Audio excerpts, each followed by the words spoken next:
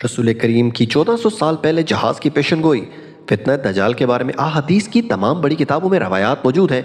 दज्जाल की सवारी के मुतालिक नबी करीम की जितनी अहादीस हैं, इनका खुलासा ये है कि वो इस पर सारी दुनिया का चक्कर लगाएगा। खुश्की तरी हर जगह इसकी पहुंच होगी।